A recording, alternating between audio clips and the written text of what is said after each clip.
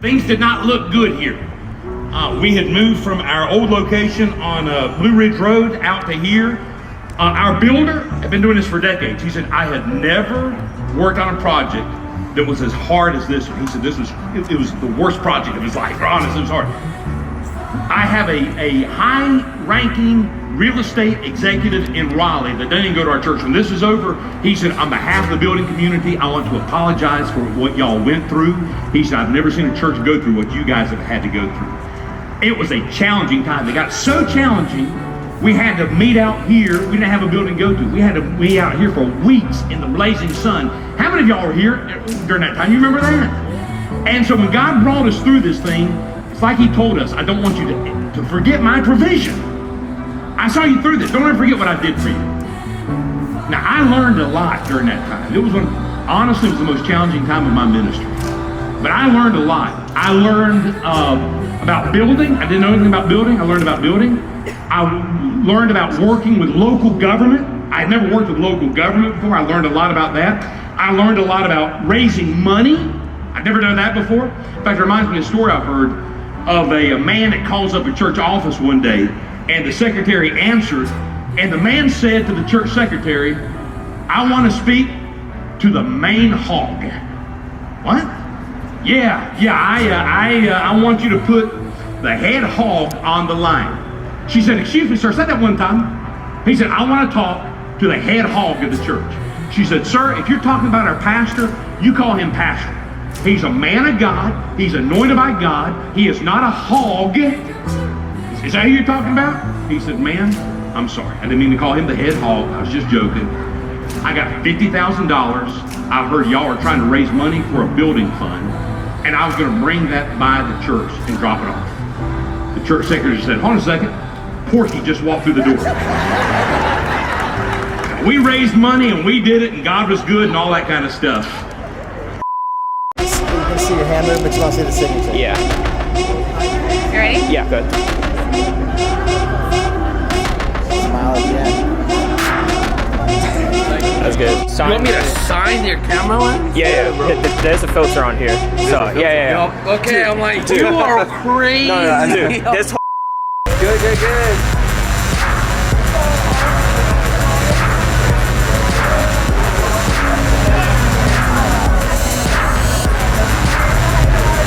Yeah, good. You good.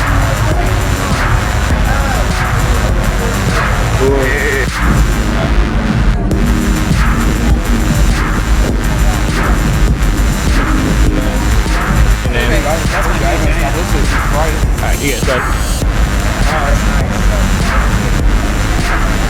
Nice. Thank you.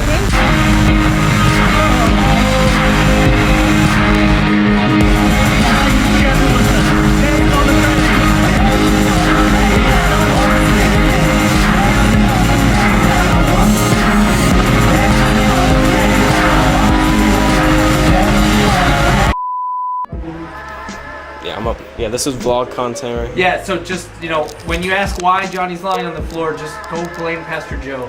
He finally did it. Pastor Joe finally knocked me out. And he suplexed me. He knocked him out. Call him Bishop of Biceps one more time. There'll be consequences to your actions. I told you those are Here at North Raleigh campus. One more time, you see what happens. Oh, man. No, I'm just fixing my back. It's the gimbal. There's only It's that RS4 gimbal. Say Sony's better one more time. Wait, I just caught what he was.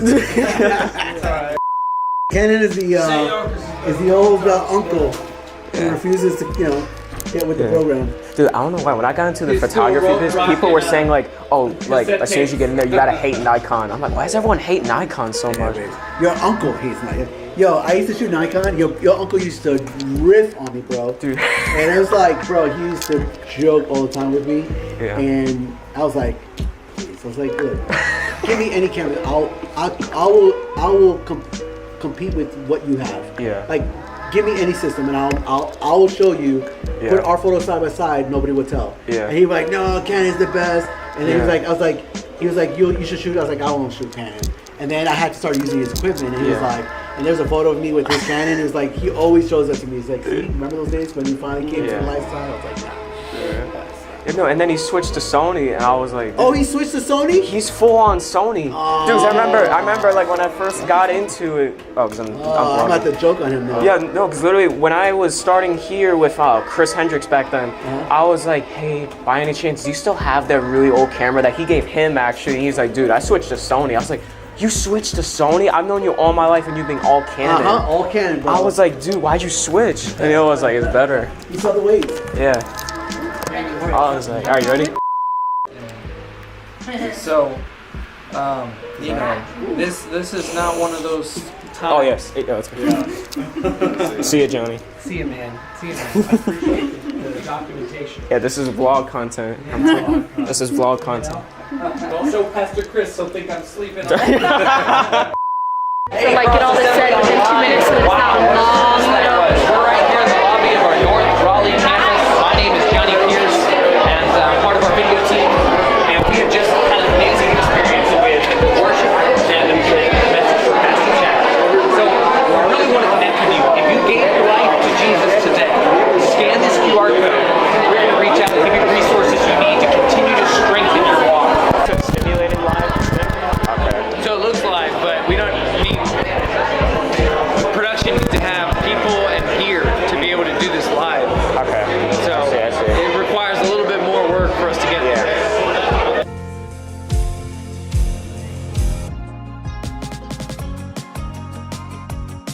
Hey Cross Assembly Online family, I hope you enjoyed the service. I know I did.